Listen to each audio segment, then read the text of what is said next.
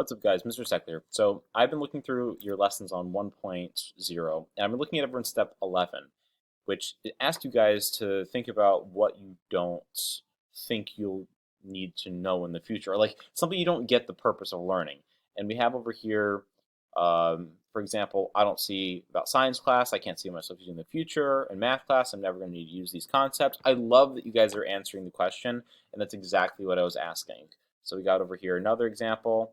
We have learning about social studies, learning about the past, not worth it because we learn to focus on our own life. We're in our own day. We have over here math, not worth learning because why do we need to know it? We have basic math, we have a calculator. Like, that's exactly what I wanted you guys to do. But the purpose behind why I'm asking this question is because there's a fundamentally broken thing in the education system in the United States, probably in a lot of places.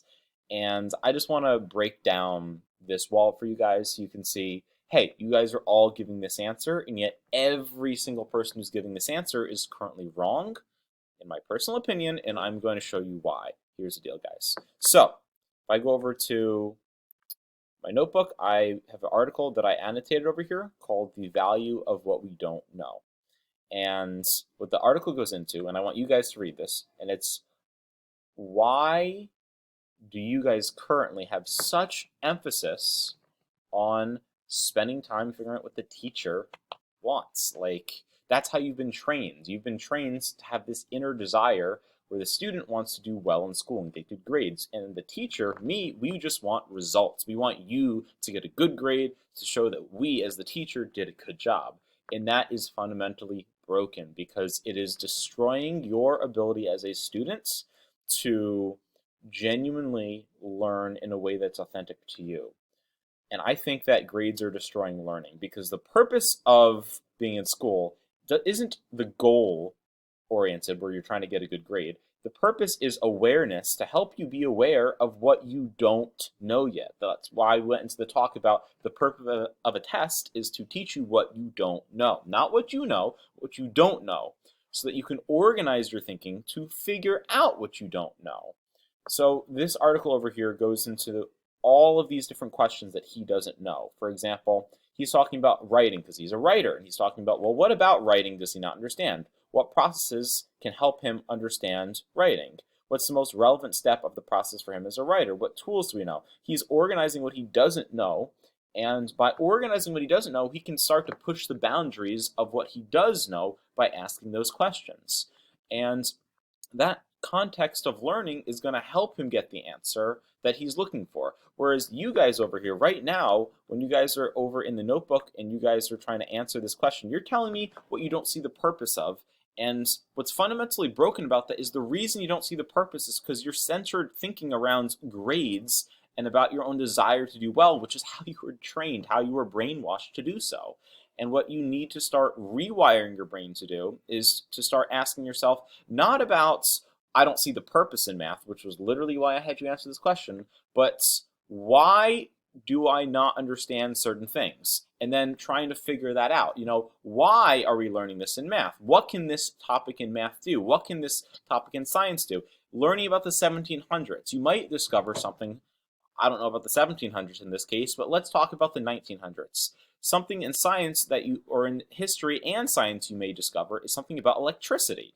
And you may not need to know about electricity because the current version of electricity works. But it's possible that you study something that happened in 1900 about electricity with Nikola Tesla, and you learn about alternating current, and you learn that alternating current replaced the old system, which is why we have the current system of electricity you do today. You might not need to know that in terms of helping yourself, but that might inspire you to ask a question such as, why was alternating current something that was chosen? Is there another version of electric currents that could be even better in the future? Or take batteries. Right now, we all just assume the battery life on a phone is lithium ion. It's the only battery life.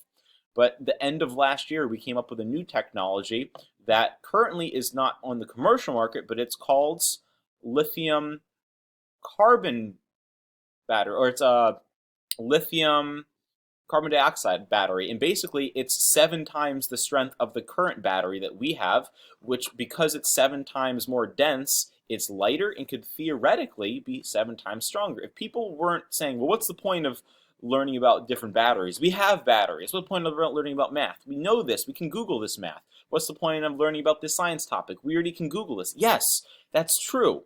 But if you don't start thinking of topics and questions as something that can be pushed the boundaries of, you're not going to see where we can possibly go from there. And I think that's fundamentally important for students to realize that the more you guys are centered around grades, that the less you guys are going to be questioning the things that you don't know, which then helps you figure out what you know.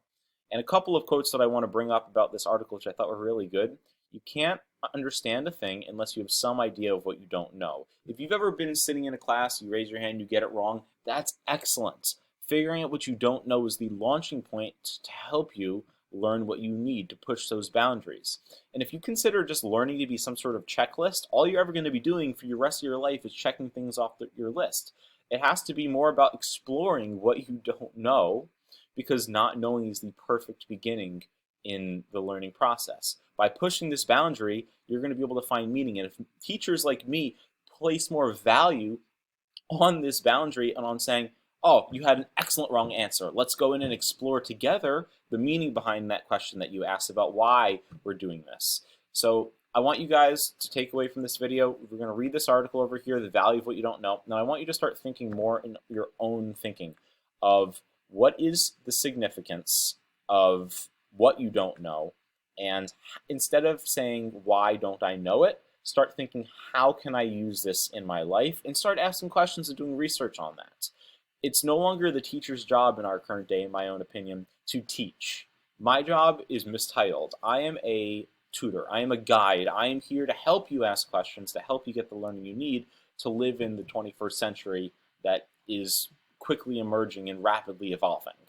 So my challenge to you is to stop following, stop listening to your teachers, start questioning more and trying to figure out your own meaning through questions and what you don't know.